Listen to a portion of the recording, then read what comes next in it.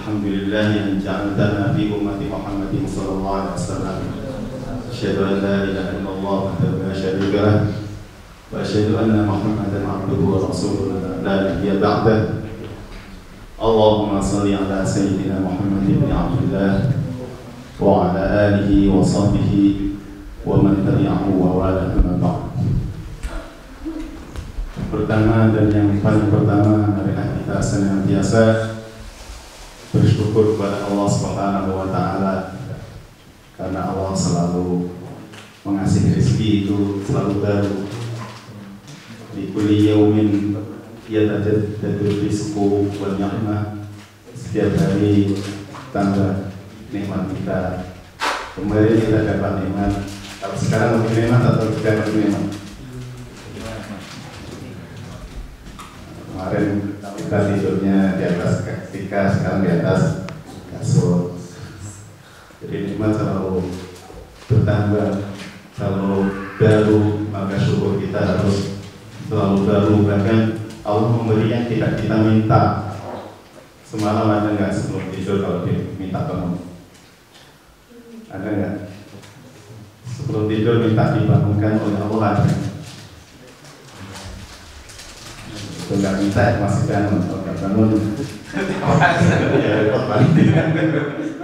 Kalau nggak bangun, jadi itu adalah nikmat yang sangat kita minta dan tidak minta dikasih oleh Allah Subhanahu wa Ta'ala. Maka kita berusaha bersolat bersyukur kepada Allah Subhanahu wa Ta'ala, dan Allah yakin kita itu nggak bisa bersyukur, nggak bisa ngitung nikmatnya, itu yakin karena Allah sudah berfirman, wa in ta'uddu ni'matallahi la tuhsuha. Karena ketika kita mensyukuri nikmat Allah Subhanahu wa Ta'ala, bahkan akan selalu ditambah nikmatnya. Bagaimana kita bersyukur, syukur. Bagaimana kita akan bersyukur kepada Allah, dan kita diberi taufik untuk bersyukur, itu adalah syukur kepada Allah Subhanahu wa Ta'ala. Sebenarnya gampang untuk bahagia. Rasulullah SAW itu mudah untuk definisi bahagia dalam Islam itu sangat mudah. Man asbaha mu'afan fi jasadihi, barang siapa waktu subuh sehat, alhamdulillah sehat semuanya, walaupun yang sehat matanya. Mu'afan fi jasadihi, aminan fi sirbihi, taman, bahkan ada HP di cas di bawah, ditinggal tidur. Nggak ada yang merasa nanti kehilangan atau tidak ada. Bahkan kemarin ketika acara di atas dan orang-orang banyak masukkan apa? Makanan, semuanya merasa aman. Man kana mu'afan fi jasadihi, aminan fi sirbihi, indahu qutu yaumihi, ada yang dimakan hari ini, ka'annama hizat lahu dunya bi hadzafiriha. Itu ada definisi bahagia, kata Rasulullah SAW, adalah kalau hari ini itu kita sehat, kemudian kondisinya aman, kemudian yang ketiga ada yang dimakan, sebenarnya itu adalah ka'annama hizat lahu dunya, seakan-akan mendapatkan dunia bi hadzafiriha dan seisinya. Jadi itu nikmat yang luar biasa dan cukup untuk kita berbahagia kepada Allah Subhanahu wa Ta'ala. Semoga kita selalu menjadi hamba Allah yang selalu bersyukur kepada Allah Subhanahu wa Ta'ala. Salawat serta salam semoga tetap tercurah kepada uswah kita, panutan kita, Rasulullah SAW.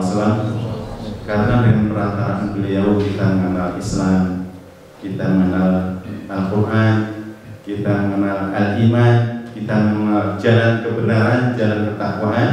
Maka itu adalah hak kita sebagai umat Islam untuk selalu mengucapkan syukur kepada Allah Subhanahu wa Ta'ala atas nikmat diutusnya Rasulullah sallallahu alaihi wasallam. Semoga kita di hari kiamat termasuk umatnya yang diakui oleh Rasulullah sallallahu alaihi wasallam.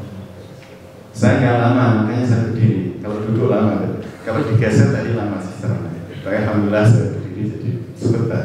Nah udah tua ya nggak bisa apa-apa.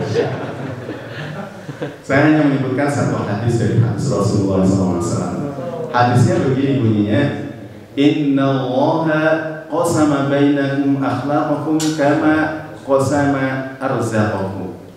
Sesungguhnya Allah Subhanahu wa Ta'ala itu telah membagi kepada kalian akhlak kebaikan kepada kalian sebagaimana Allah membagi rezeki kepada kalian. Jadi akhlak itu sudah dibagi oleh Allah Subhanahu wa taala. Tapi kadang-kadang kita yang kita minta pada Allah Subhanahu wa taala cuman rezeki. Ya Allah, berikan kami rezeki yang banyak, barokah, harta yang banyak yang tidak habis tanpa kerja. Ada doanya para bapak-bapak itu, Allahumma inna nasruka rizqan thayyiban bin ghairi katin wala nasabin. Ada yang mengatakan itu tanpa kerja lah. Masa penjara. Jadi ada, saya sering dengar di musala-musala doanya min ghairi katin wala nasab, tanpa capek-capek. Mungkin jadi apa? Jadi manajer. Langsung jadi manajer sih. Jadi dalam kita. Jadi seharusnya kita juga minta tentang akhlak kita. Makanya Rasulullah SAW mengajar kita kalau kita berkaca itu Allahumma kama hasanta khalqi. Jadi harus pede, kita ini sudah cakep. Jadi jangan tidak pede waktu sisiran. Nanti ada yang lihat ya, maka dibolak-balik dikira bukan pede. Seharusnya kita bahas kita itu sudah apa itu namanya? Kama hasanta khalqi, kita itu sudah ciptaan yang paling bagus. Walaupun kurang mancung dikit. Atau kurang, tapi sebenarnya kita ciptaan yang paling bagus. Maka kita seharusnya minta juga tentang akhlak kepada Allah Subhanahu wa taala. Terusnya hadis adalah innallaha yu'ti dunya man ahabba wa man la tuhib. Allah itu ngasih dunia itu kepada yang dicintai dan yang tidak dicintai. Jadi siapapun dapat dunia, kita nggak usah risau lagi masalah kehidupan dunia, karena Allah itu membagi baik orang yang dia cintai atau yang tidak dia cintai, baik yang taat atau tidak taat, itu Allah Subhanahu wa taala ngasih. Bahkan ada orang yang sangat tidak taat dikasih lebih banyak oleh Allah Subhanahu wa taala. Bahkan di dalam Al-Qur'an Allah mengatakan walaula an yakuna an-nasu ummatan wahidah, andikan manusia itu bukan satu umat, bukan keturunan Nabi Adam satu umat, la ja'alna liman yakfuru birrahmani li buyutihim suqufan min fiddah. Maka kami jadikan atap-atap mereka itu dari perak, wa ma'arij 'alaiha yadhharun, yang menunjukkan perbedaan. Tapi Allah Subhanahu wa taala menjamin semua rezekinya bagi semua makhluknya, enggak dibeda-bedakan. Yang taat enggak taat semuanya dikasih. Innallaha yu'ti dunya man ahabba wa man la tuhib.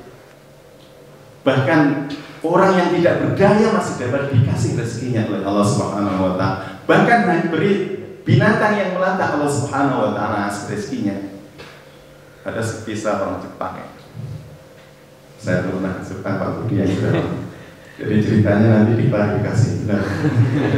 Tapi saya mendapat cerita ini dari khotib, dari seorang ulama. Ya. Jadi ada seorang Jepang itu mau membangun rumah. Rumahnya dulu orang Jepang katanya, tapi ini benar atau tidak? Ya kata di situ disebutkan dulu rumahnya itu terbuat dari bambu, bukan dari papan-papan ya, dari papan-papan dari kayu. Ketika dia membongkar kayu-kayu itu papan mau diganti dengan yang baru, tiba-tiba mereka melihat seekor reptil atau kadal yang nyangkut di paku. Akhirnya dia berhentikan untuk membangun rumah. Dia berpikir, gimana ini makannya ya? Dia kecantol ke paku, dia ingat membangun rumah dulu itu 10 tahun yang lalu. Dan berarti kadal ini berada di tempat ini sudah 10 tahun yang lalu. Maka dia berhentikan untuk membongkar rumahnya. Dia biarkan untuk mengetahui dari mana dia kadal itu makan. Jadi makanya kemudian kemudian dia lihat ternyata ada binatang yang lain, kadal yang lain yang menghantarkan rezekinya kepada kadal itu, menyuapin kadal itu. Jadi Allah Subhanahu ini pada pelajaran bagi kita bahwa rezeki itu akan didatangkan kepada kita, itu sudah pasti semuanya, yang baik atau yang tidak baik. Innallaha yu'ti dunya man ahabba wa man la tuhibbu. Wa innallaha yu'ti al-dina, dan Allah memberikan agama ini bagi orang yang dia cintai. Hanya orang yang dia cintai yang dikasih agama. Yang dikasih ketaatan kepada Allah Subhanahu wa taala adalah orang yang dicintai, orang yang dipilih oleh Allah Subhanahu wa taala untuk menghafal Al-Qur'an. Maka jangan milih yang umum, yang artinya semua yang sudah pasti jaminnya dari Allah Subhanahu wa taala. Ini yang harus kita cari, yaitu mohon kepada Allah Subhanahu wa taala kekuatan di jalur ketaatan kepada Allah Subhanahu wa taala menghafal Al-Qur'an. Ya memang berat.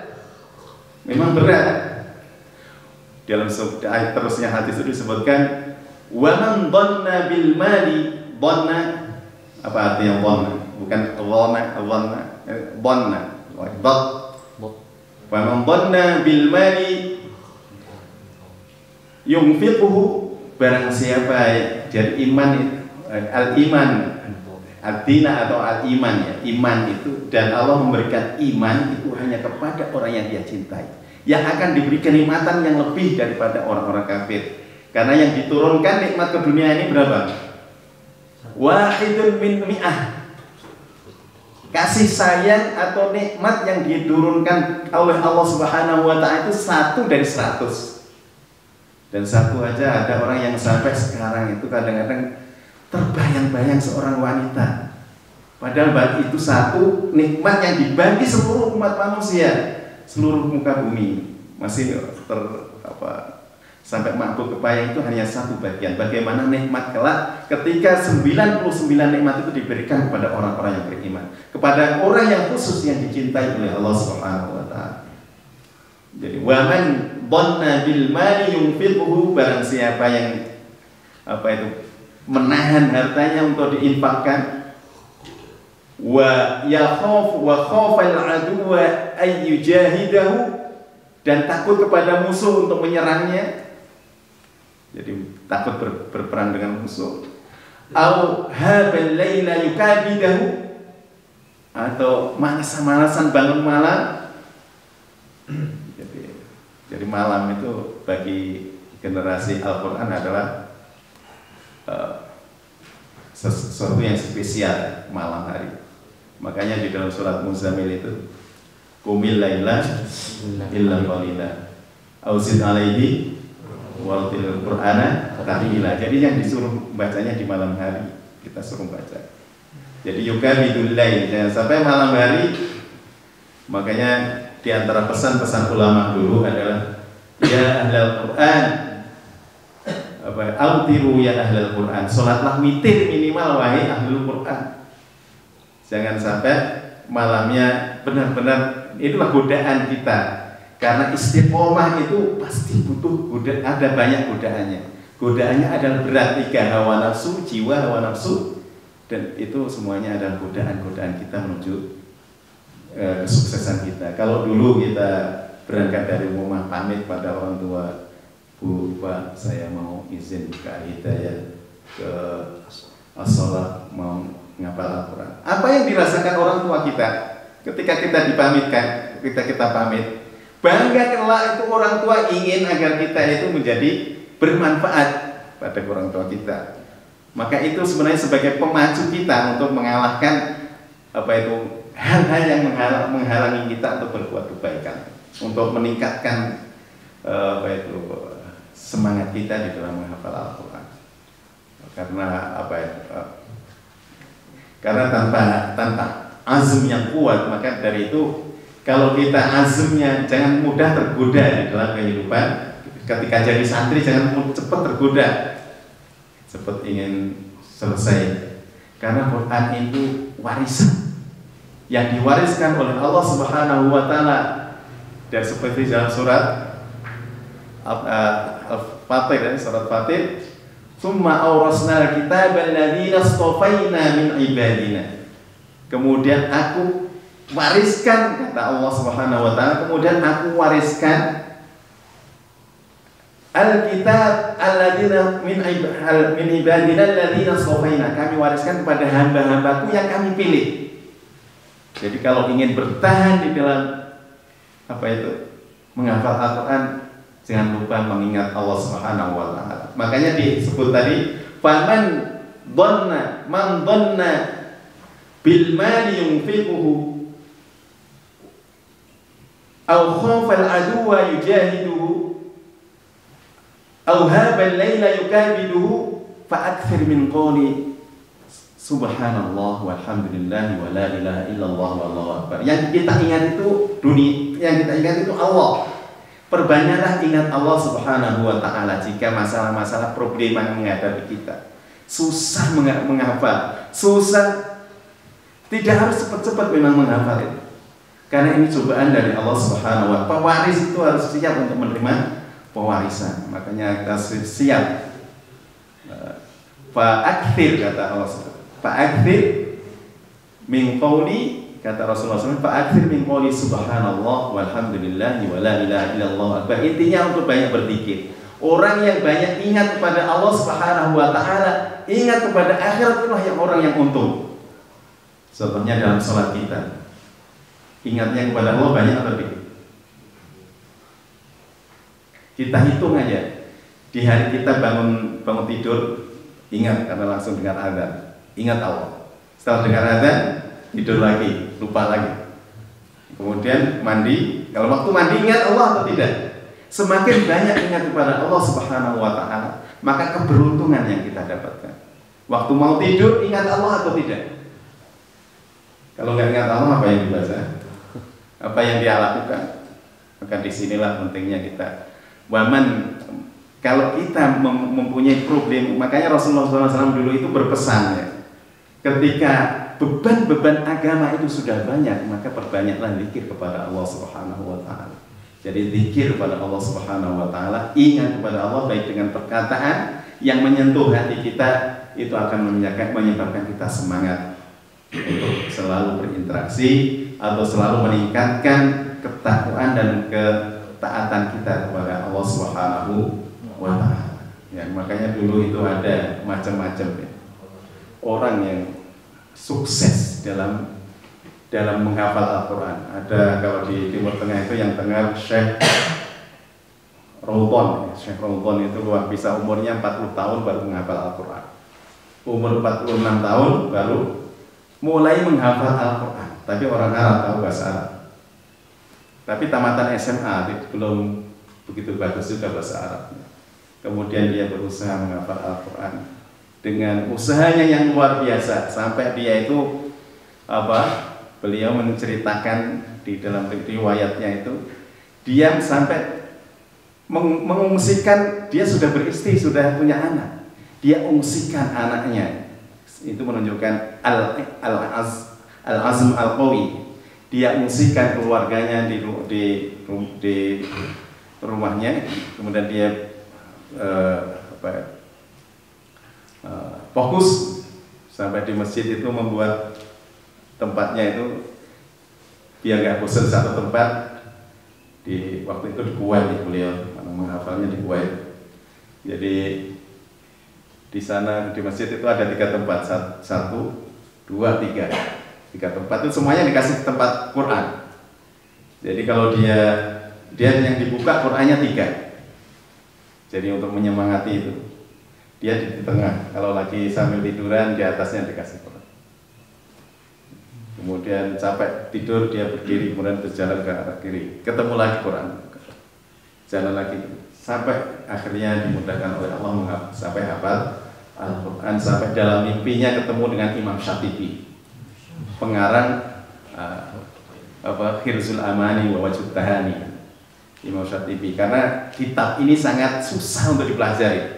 Sampai orang Arab sendiri yang agak susah, seperti puzzle, isinya puzzle. Makanya ketika dia ikut daurah Hirzul Amanah wa Wajhut Tahani ini, dimaki-maki oleh gurunya.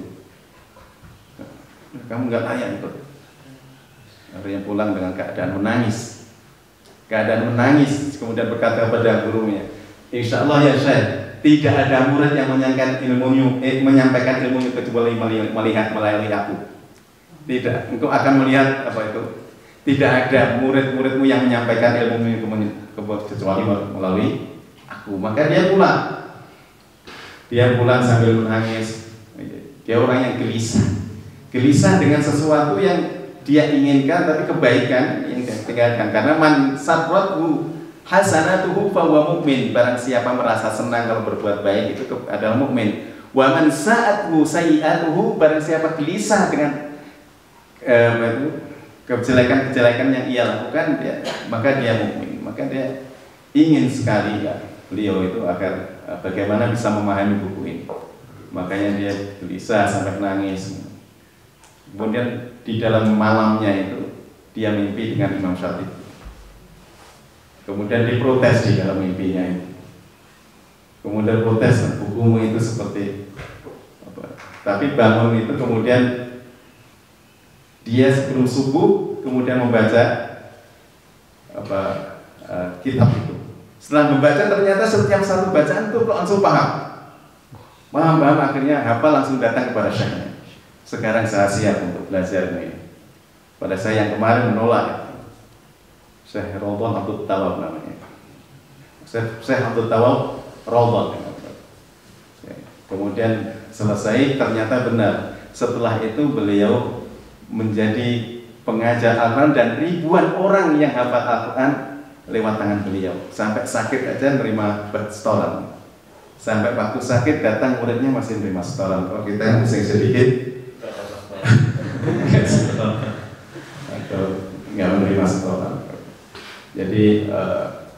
Jadi waman man dhanna bil mali yunfiquhu aw khawfal aduwa an yujahiduhu aw habal laila ayyukabidahu fa'athir min qawli. Jadi senjata kita itu semakin mendekat kepada Allah, semakin dimudahkan oleh Allah Subhanahu wa taala urusan-urusan kita. Seperti namanya disebutkan wa may yattaqillaha yaj'al lahu makhraja. Jadi ketakwaan kita yang memudahkan kita menghafal Al-Qur'an. Dimudahkan dan menjaganya, dan jangan sampai cukup dengan 30 juz. Menghafal Al-Qur'an kita jangan hanya cukup 30 juz, tapi 30 juz plus kita berusaha memahami, memperbaiki, sehingga Al-Quran ini benar-benar menghiasi kehidupan kita dan memberi manfaat kepada kita di dunia dan akhirat. Baik, sebentar aja ya, cukup ini saja apa yang saya sampaikan. Semoga kita semua termasuk orang-orang yang diberikan kecintaan kita kepada akhirat, kepada al-iman,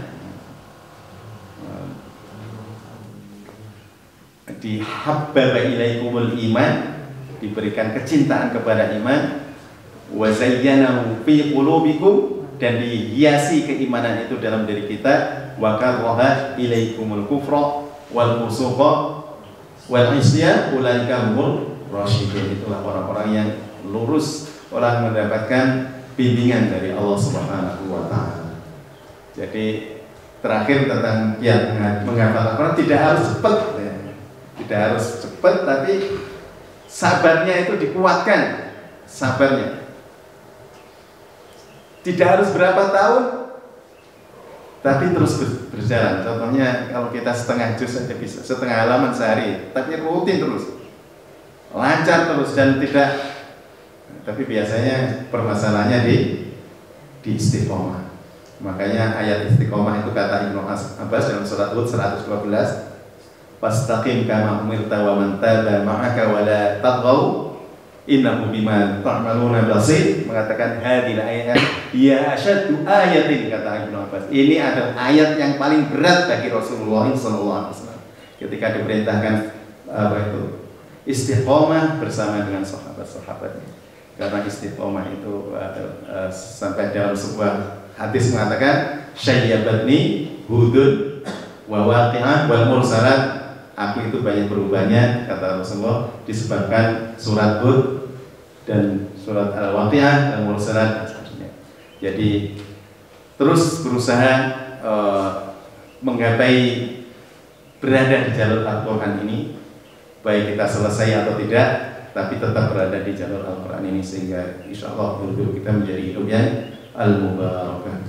Aku lupa lihat. Wassalamualaikum warahmatullahi wabarakatuh.